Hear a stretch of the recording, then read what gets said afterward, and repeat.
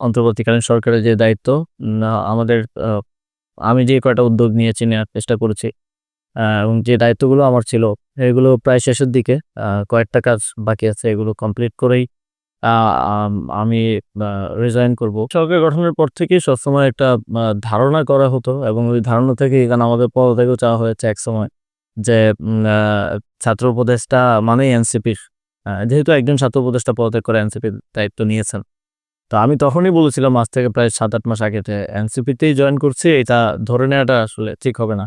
কারণ আ আমরা একসাথে গণঅভ্যুত্থান করলেও সবার আসলে ব্যক্তিগত চিন্তা, ব্যক্তিগত আদর্শিক বোঝাপড়া আ এবং তার কাজ করার আ রাজনৈতিক অঙ্গনেও তো বিভিন্ন জায়গা আছে যেখানে কন্ট্রিবিউট করার ব্যাপার আছে। মিছিল স্লোগান দেয়াটাই হয়তো পলিটিক্যাল কাজ না, এর বাইরেও অনেক দায়িত্ব থাকে। সেদিক থেকেও কোন দলে আসলে কাজ করার স্কোপ কতটুকু থাকবে, কিংবা নীতি নির্ধারকদের সেই এই যে আমাদের মতো ইয়ুথদেরকে কাজ করার সুযোগ দেওয়ার মানসিকতা কতটুকু থাকবে, এই সবকিছু মিলিয়েই সিদ্ধান্ত গ্রহণ করব। ইলেকশন তো আসলে চলে এসেছে বলা চলে। খুব বেশি সময় বাকি নেই। ইলেকশনের প্রচারণা কেমন করবেন কি মনে হয়? এখানে অন্তর্বর্তীকালীন সরকারের যে দায়িত্ব আমাদের আমি যে কয়টা উদ্যোগ নিয়েছি নেওয়ার চেষ্টা করেছি এবং যে দায়িত্বগুলো আমার ছিল এগুলো প্রায় শেষের দিকে। কয়েকটা কাজ বাকি আছে, এগুলো কমপ্লিট করেই আ আম আমি রিজাইন করব এবং তারপরে নির্বাচনের প্রচারণা শুরু করব। অবশ্যই অন্যান্য প্রার্থীরা অনেক দূর এগিয়ে গেছে আমাদের থেকে। কারণ অনেকেই ৬ মাস আগে থেকে, অনেকেই ২ মাস ৩ মাস আগে থেকে প্রচারণা শুরু করেছে। কিন্তু আই থিংক আ আমাদের প্রতি, বিশেষ করে ইয়াংদের প্রতি, আম যারা এই গণঅভ্যুত্থানের নেতৃত্ব দিয়েছে বা তাদের থেকে মানুষের নতুন ধরনের প্রচারণা, নতুন ধরনের ওয়ে অফ কমিউনিকেশন, এটার একটা আম আ ইয়ে আছে এবং তারা, মানুষ মনে করে যে এই ইয়াংরা যেই দল থেকেই আসুক, তারা পলিটিক্যাল যেই কালচার, সেই কালচারের একটা পরিবর্তন আনতে পারবে। আমি যখন র‍্যান্ডম অনেকের সাথে কথা বলেছি, আমি যখন বাংলাদেশের ভোটারদের সাথে কথা বলেছি, তখন আমার মনে হয়েছে যে আ তারা নতুন কিছু দেখতে চায়। এই আগের মতো আ আ দরজায়, দরজায় গিয়ে ডোর টু ডোর ক্যাম্পেইন বা হচ্ছে একই কথা বারবার বলা যে আমাকে ভোট দিলে আমি আপনাদের জন্য কাজ করব। এর থেকে ভালোভাবে তাদের আসলে প্রার্থীদেরকে জানতে চায়। যারা তাদের থেকে ভোট চাইছেন বা যারা নির্বাচিত হতে চাচ্ছেন, আ এবং আ তাদের থেকে, তাদের প্রচারণা থেকে শুরু করে তাদের কর্মপন্থা সবকিছুতেই নতুনত্ব চায় আরকি। আমার মনে হয় যে আমরা সেভাবেই করতে পারবো।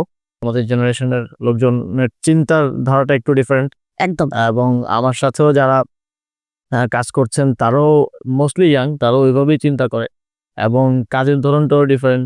তো মানুষের যে একটা আকাঙ্খা আছে নতুন রাজনীতির প্রতি, নতুন পলিটিক্যাল কালচারের প্রতি, সেটা হয়তো আমরা প্রোভাইড করতে পারবো। সেক্ষেত্রে এই যে আপনি বললেন যে আপনি এখনো সিদ্ধান্ত নেননি। কিছুক্ষণ আগেই যে প্রশ্ন করছিলাম সেই জায়গাটাতে বললেন যে আপনি হয়তো আ নির্বাচন আসলে কাদের ব্যানারে করবেন সেটা এখনো পর্যন্ত আপনি সিদ্ধান্ত নেননি। আরো কিছু বিষয় ভেবেচিন্তে তারপর সিদ্ধান্ত নিবেন।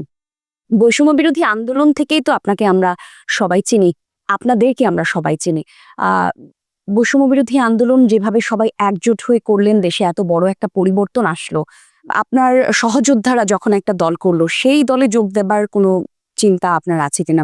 বা এই সরকার গঠনের পর থেকেই সবসময় একটা ধারণা করা হতো এবং ওই ধারণা থেকেই এখানে আমাদের পদত্যাগও চাওয়া হয়েছে একসময় যে ছাত্র উপদেষ্টা মানেই এনসিপির।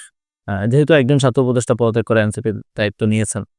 তো আমি তখনই বলেছিলাম আজ থেকে প্রায় ৭-৮ মাস আগে যে এনসিপিতেই জয়েন করছি, এটা ধরে নেওয়াটা আসলে ঠিক হবে না।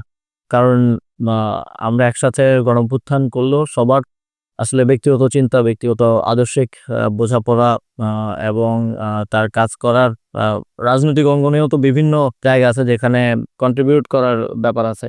মিছিল স্লোগান দেয়াটাই হয়তো পলিটিক্যাল কাজ না, এর বাইরেও অনেক দায়িত্ব থাকে। সেদিক থেকেও কোন দলে আসলে কাজ করার স্কোপ কতটুকু থাকবে, কিংবা নীতি নির্ধারকদের সেই এই যে আমাদের মতো ইয়ুথদেরকে কাজ করার সুযোগ দেওয়ার মানসিকতা কতটুকু থাকবে, এই সবকিছু মিলিয়েই সিদ্ধান্ত গ্রহণ করব। আম তবে সেটা এনসিপি হবে, এখনো আমি বলি ৭ মাস আগে যেটা বলেছিলাম এমনটা ধরে নেওয়া উচিত না।